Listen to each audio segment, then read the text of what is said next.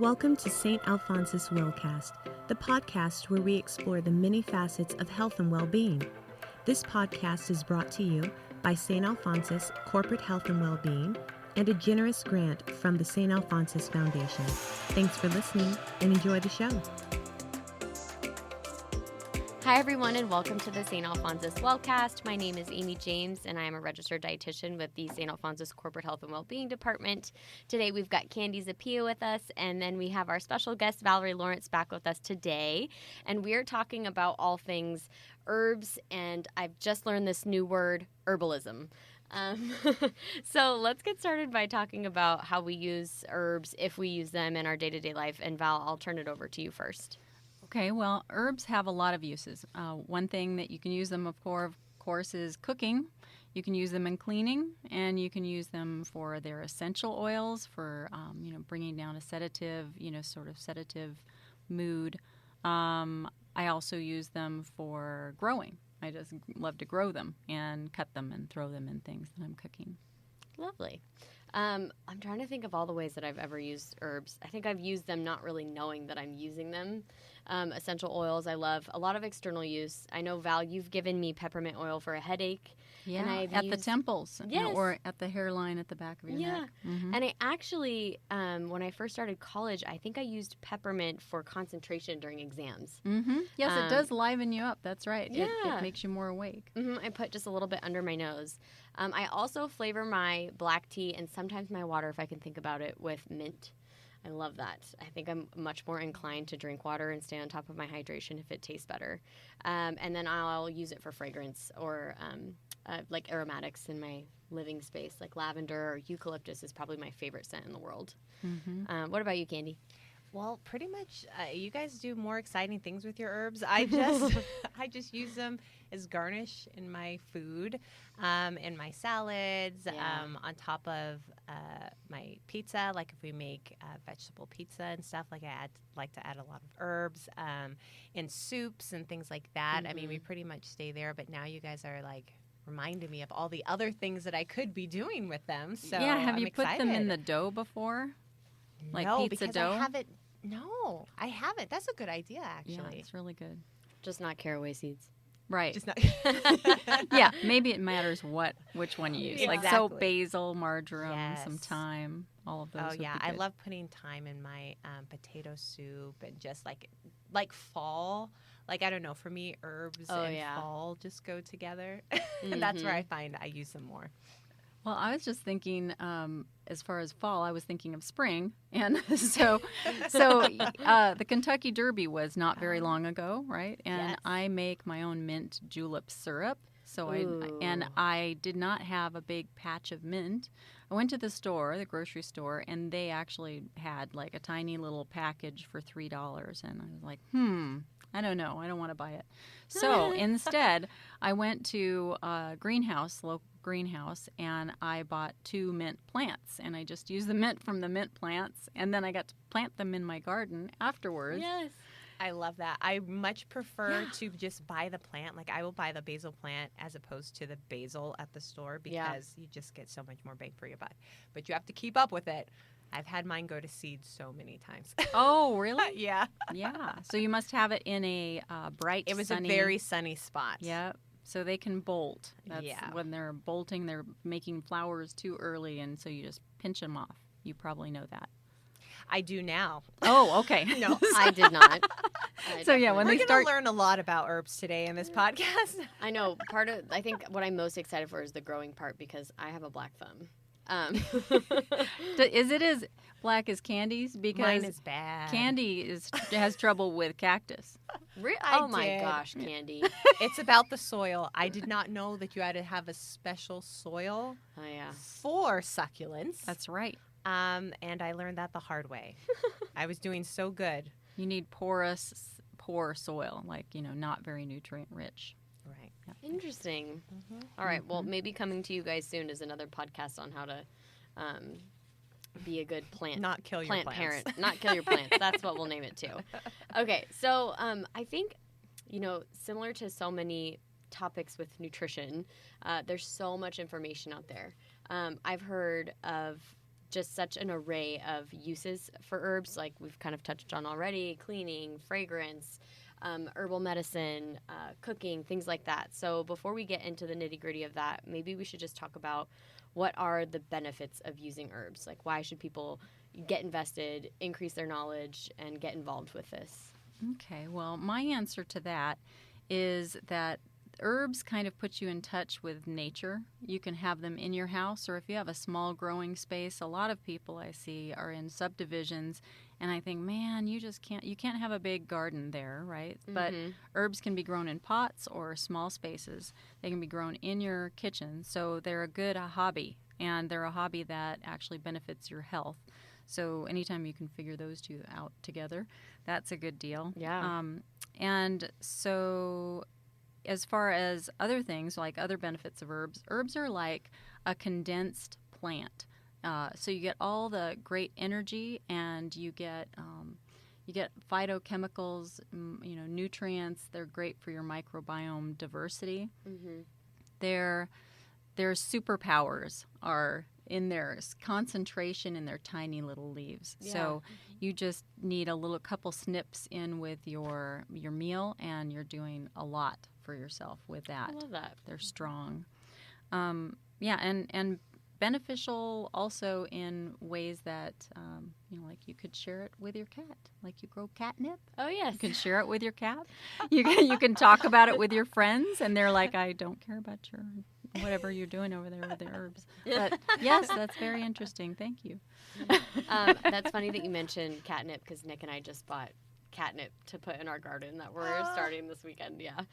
Do you know what else you can do for it? No. With it it's great as tea for tummy aches, and they used to use that to calm little babies that had, griping, they call it, when they get stomach spasms or whatever. I had no idea. Yeah, catnip is actually really good. Good for humans, another too. name for it is cat mint. It's part of the mint family. Oh, okay.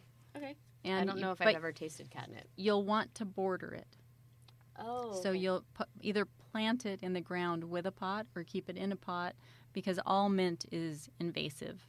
Very. Gotcha. It just goes and goes and goes. And so, get starts for your friends. Here, I have a birthday gift for you. It's mint. Oh, yeah. I love that. Catnip, whatever. All right.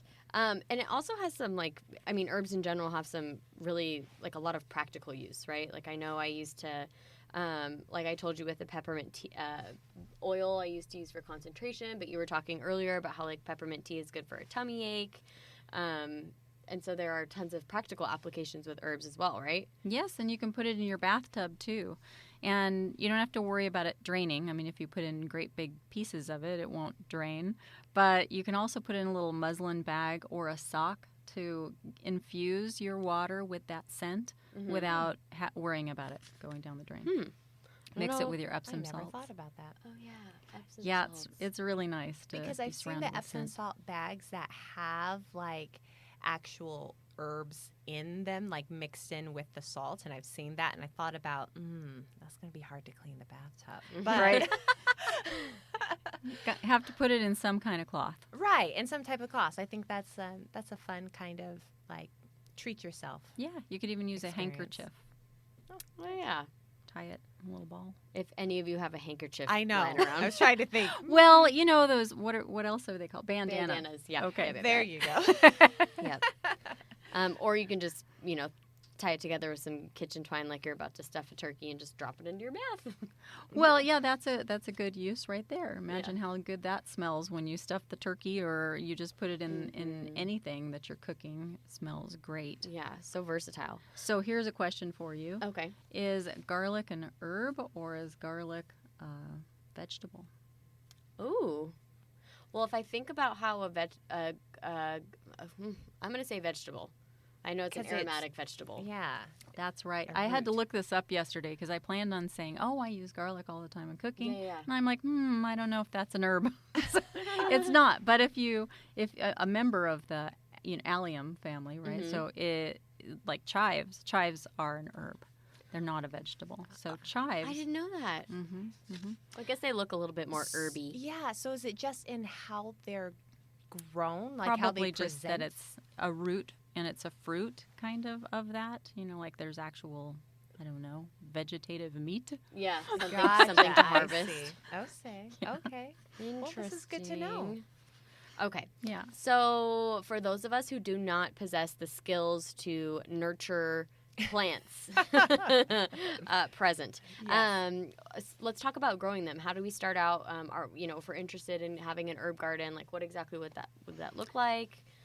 So I think it's fun to grow things from seeds, and it's really economical also. Mm-hmm. So you could think about seeds, and you could think about growing or getting a little pot or something of them. But there are different ones to get for each. So mint, you kind of want to get a start. A clipping from your friend might be great, like me, for instance. And you pull off the lower leaves. You take a snip of maybe it's 6 inches long of mint that's growing. Take off the bottom leaves, stick it in some water, and where the leaves were, roots will come out. Okay. And then when you see the roots and they're, about 2 inches long or maybe 1 inch to 2, then you can put it in the ground or in a pot, and it'll grow from there. Some things can be divided. You could take that same plant, that mint plant, and you could take a dig down in the ground and literally cut the plant in half or in fourths or whatever, and those are going to be their own little plants in another pot. That's another way to do it. That's dividing. Okay. But then also seeds. Seeds would be great, except that sometimes herbs grow really slowly from seeds. Got it. Basil is a quick grower and it does great out here. So I would say think about your location, what you have, and how quickly you want to use it. Right. So if you want to use the herbs like while you're cooking this summer, just buy them in the pots. Go to a local, like a Zamzows or any local greenhouse that you like, and get the ones that appeal to you. Buy them as small as possible to keep them economical. If money is not a thing to you, then get a large one that's pretty established. But the seeds are fun, and if you have little kids or whatever, that's fun too. Chives will come up very quickly. Got it. Mint is a little more slow to germinate and pop up, but once it's going, good Lord, make sure you've got it, like corralled. So you either want to bury your pot or you want to put long boards in the ground, or kind of like your catnip. Okay, like you were saying, it's very invasive, so it will grow rapidly and everywhere. Yeah, I was listening to an herbal podcast the other day. It was cracking me up. The guy was asked, is so-and-so invasive? I think he was talking about comfrey. And he's like, no, man, people are invasive. I love his vibe. Yeah. I could just picture him. He's like, the plants? No. Okay, so then I actually have a question because, so last summer, my sister and I grew cilantro. Oh, yeah. And it grew really quickly, and we were so excited about it. We didn't know how to harvest it so that it would keep proliferating and keep growing. So I think that's something that people might be interested in. How do we harvest correctly so that it keeps growing? What's the protocol there? So one thing is, whether you find your herbs in your garden or in nature, a good rule of thumb is don't take more than a third of it. Okay, so I took all of it. Oh, so that's probably why it didn't grow back, right? You can do that at the end of the fall, but it didn't grow back maybe because you were a little early on taking all of it because it didn't get to the seed part. Oh, okay. So do you know about what cilantro turns into in the seed? I don't. Coriander. Oh, okay. So it gets I know all those these two were related. Yeah, the all thing. the flowers, right? And then the flowers become the little seeds, and the seeds are coriander, and so you can collect those. They're actually kind of fun. It's pretty fun to meditatively pull them off the plant. Ooh. And then you get a lot of stuff that you don't want with it, little sticks and straws and whatever, and it's okay. You just grind them up in the mortar and pestle and throw them in whatever you're cooking too. Well, that's fun. Coriander's good in things like taco seasonings and whatever. But so harvesting the plant, you can take down all of it if it's at the very end, or you can just snip. And when it starts growing faster than you can use it, I think about oregano and basil and whatever. Remember that you want to always harvest in the morning when the concentration of the oils is there. Oh. And I did not know. plant, I didn't either. The plant will either be, same with vegetables, it's good to get them in the morning, they're their best. Okay. And then the plant is either sending its energy into the leaves or the roots or flower, right? So Oh. you don't want it to flower if you want to continue using the herb. Right. So when it starts flowering, you just cut it and pinch it off, at the top. You and pinch off the flower, but Yep. you cut off the leaves. leaves. Mm-hmm. Okay. Okay, now what's the significance of that? Yeah. Well, you could go out there, but with your scissors, I just don't think it's necessary. It's just pretty easy to Okay. make a So there little- isn't like something that happens, a chemical difference that makes one better than the other. No, but you wouldn't want to tear off the leaves, right? Like you could kind of tear off the flower head, but you wouldn't want to tear off the Gotcha. leaves. Gotcha. you might you're damage the preserving plant. the leaves in the plant. Okay. Yeah, and then you can store it in oil. You can, like olive oil. I love to take my basil, throw it on a wax paper, and put olive oil over it, and then literally just fold the wax paper 4 times, 5 times. Put it in a seal of some kind of Glad bag and stick it in the freezer, and then use it within a few months. You can also use olive oil with chopped herb and put it in ice cube trays Yeah. or water. Yeah, that's another way to use it. Parsley is super great to have in all all through the year. Yeah. You can throw it in your smoothies. You can put it in your soups, and I don't know. Yeah. I don't. like Well, that. Water. when I think of parsley, I just always think of like salad and fresh and crispy. So if I were to harvest my parsley and then freeze it, It's not going to be crisp. right. So what would I use it for then? Is that for those blended things? Yeah. Soups, and yeah. cooking and that Yeah, sort soups of and thing. smoothies. Yeah, Okay. it'd be great in that. All right. Mhm. Well, okay. So I'm sure so many people, after listening to us even talk for just the 15 minutes we've been talking, are interested in growing some stuff. What grows well in Idaho? So a lot of things grow well in Idaho. Love that. Basil, chamomile, cilantro, chives, dill is great. I love dill. Dill, and you let it go to seed, and you have the dill seeds. Each are different, using them differently. Fennel, your favorite, Yeah. and lavender, Melissa, lemon balm, and Melissa are the same thing. Okay. Oh. It's supposed to be a mood lifter, depression. Just Ooh. going out there and rubbing it in your hands, or carrying it in the house and putting it around in your room or whatever. Mm-hmm. Lemon balm is great as a tea also. Any of them are great as tea. In fact, thyme is an appetite stimulant, so proceed with caution. But some people really do need that stimulation Absolutely. of their appetite. But yeah, so the thyme tea really brings out the flavor in foods too. So that might be why they think that too. Oregano grows great. Parsley, rosemary, spearmint, and mints. And of course, sage. There's Oh, a yeah. difference in culinary sage, though, and in the bush. So don't go out there and get a bush cutting from Start taking that. our high desert. Yeah, it's really get the culinary sage. It's much Okay. milder, but still has that. Sage and eggs is a favorite. Ooh, yeah. Not for you so much, huh? No, that was Oh, a yeah? good ooh. That was Oh, I liked that. I was No. confused as well. I was like, Okay. I shouldn't That was try a good ooh, everybody. Yeah, sage and eggs. It doesn't take much. No. And then dill is great to use with fish and chicken. I almost always put lemon and dill and butter on my fish to cook it. Yes. I love dill on fish. Mm-hmm. I'm And getting chives. hungry. Okay.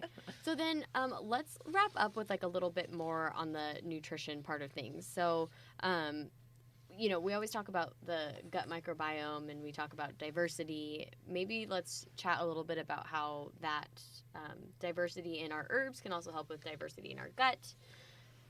Well, yeah. So, I mean, that really is the wrap up, is that it doesn't take a lot of any one thing to increase your microbiome. What it takes is variety. So, the microbiome is where 70% of your immune system is. Mm-hmm. And they're the bugs that live in us, with us, and make short-chain fatty acids for us, keep our heart healthy, and keep our defenses high. So anything that feeds our immune system is a great idea. Having just a few preferences is actually going to give you low diversity of microbiome. So somebody that, only eats things that aren't plants or whatever.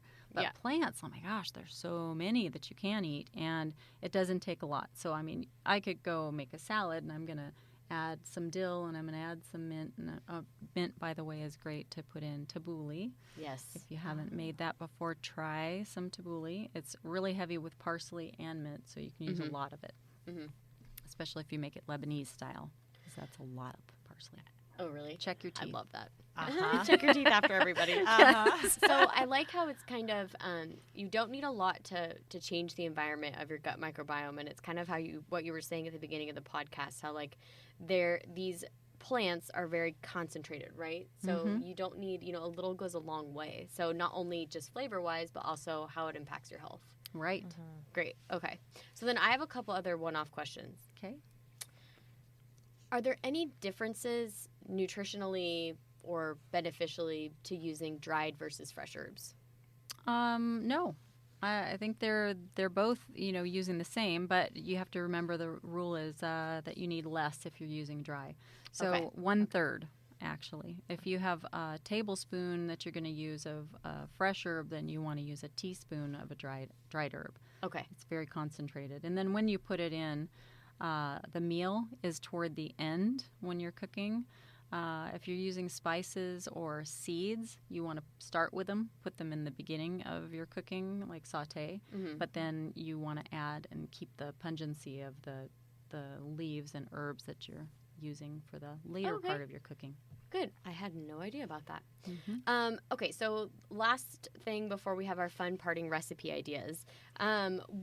What's a good blanket statement to our listeners about people who might be on specific medications or be seeing their doctor for something regularly about what is safe as far as incorporating herbal practices, herbal medicine, and what is unsafe? What should we tell our listeners? Well, something that pops into my brain is that you could have a drug and herb interaction, meaning that the herb would either make your drug more than it should be or it would make it less than it should be. One that I can think of right away is something like parsley that's super high in vitamin K, and you might be on a blood thinner, and that would be fighting the blood thinner. It would make it less effective. So the thing about vitamin K is just to be even on it. So if you have a tablespoon of parsley a day, just keep having that tablespoon of parsley. But check with your doctor or look online for drug interactions. Okay. Drug and herb interactions. Definitely, because there are so many. Yeah, and if you're pregnant, good rule of thumb is keep to the ones that you know are safe. And the two that come to my mind are chamomile and peppermint. Everybody's fine with those, and in the amounts and the strength that you're having them, it's not a problem. And also, it's not a problem if you're just cutting it over your food and you're having micro amounts, basically. But if you're taking herbal supplements, which is a whole different conversation, then that's when it can be a problem. Okay, those concentrated amounts. Yep. Okay. In the supplements, because they're standardized, Yeah. Okay, so massive disclaimer to anybody who wants to incorporate more herbs into their lifestyle, no matter what your situation is, if you're currently on medication, if you're not, it's always good to do your homework, do your research, and make sure that it's safe for consumption. Make sure you're getting the consumable version of it. You cannot put essential oils in food, or at least you shouldn't. So you want to get the cooking grade, food grade stuff. Just do your homework and be safe, and then always have those conversations with your doctor to make sure that what you're doing is safe. So lastly, let's just talk about some awesome recipes that Val has brought, starting with maybe the Russian tea, which I thought was the most exciting for me, and I'm gonna definitely give it a try. Oh, it's so good. Yeah. So I just have two recipes that are easy to remember, and one's called 3-seed tea, and the other is Russian tea.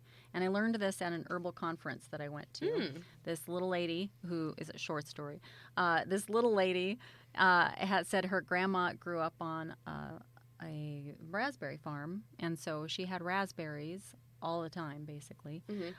So she had to be creative in what she came up with. So this is the tea that her grandma, who lived very old, made. She had raspberry, mint, lemon, and honey, and hot water. So you start with the mint, let's say, and you muddle it in the bottom of your cup, which just means to take your spoon and smash it a little bit. You might take, I don't know, for literal people who want to know how many leaves, maybe 10 Okay. leaves, or one stem. If you don't want to muddle it, you sure don't have to. You'll still get the mint essence of that. Then you take about 4 raspberries and a slice of lemon. You put in about a teaspoon or 2 of honey and then boiling water. Some people think about tea as being, like only black tea and it comes in a bag and you buy it at the store. But you make a tea out of anything. It's just hot water and the infused plant with and something. ingredient. Yeah. Yeah. So anyway, then you pour that in there, and no need to strain or anything. Your teeth work for strainers, and you can just sip on that. It's so delicious. It's like a really bright morning That sounds drink. really good. Yeah, and the other thing is good for digestion. It's also good if you feel like taking a break from food. Let's say you're fasting or whatever, and you want to drink something and you want to aid in the elimination of your toxins or whatnot. Then this 3-seed tea is really good. It's cumin, coriander, and fennel. And I know you don't love the fennel part, so you might like just it want a in small 2-seed amounts. tea. Yeah. I do appreciate it in small amounts, but we were talking earlier about how I got a pizza from the Boise Co-op and it had fennel seeds all over it, and all I could taste was fennel. But I do appreciate it when it's just a touch. Right. You're probably good on fennel for a while. Yeah, fennel. Yeah. So that's the thing. That's my thing, is to take a teaspoon and maybe 4 cups of water, boil it, and then strain it, and you can drink that all day. Wonderful. All right. Well, that is it for this podcast. We are hopeful that you guys got some great tips and tricks on how to use herbs in your life safely, whether it's you're cleaning or you're incorporating it into food, or maybe you're going to go out and grow your own little herb garden. So that is it for this episode, and we will see you guys next time on the St. Alphonsus Wellcast. Thanks for listening. Thank you for listening to this episode of St. Alphonsus Wellcast, brought to you by St. Alphonsus Corporate Health and Wellbeing and the St. Alphonsus Foundation. Always be sure to catch new episodes by subscribing to us through all major podcast platforms, including Apple, Google, and Spotify. We hope you'll tune in again. Until then, be well.